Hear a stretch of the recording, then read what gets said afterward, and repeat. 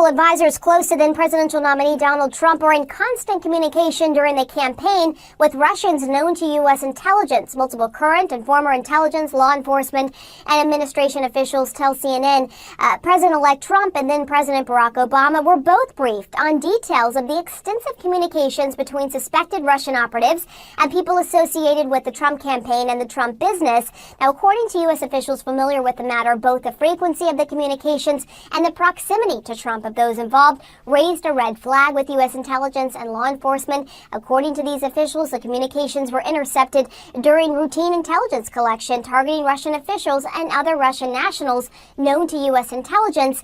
Among several senior Trump advisors regularly communicating with Russian nationals were then campaign manager Paul Manafort and then advisor Michael Flynn. Manafort joined the campaign in March and was out mid-August. Flynn stayed on and resigned as Trump's national security advisor last night. Now, officials emphasize that communications between campaign staff and representatives of foreign governments are not unusual. However, these communications stood out to investigators due to the frequency and the level of the Trump advisors involved.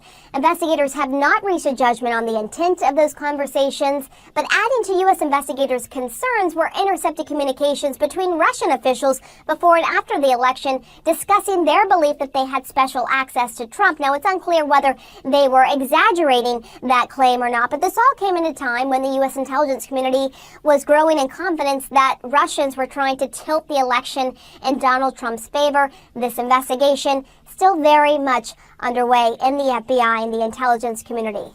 Pamela Brown, CNN, Washington.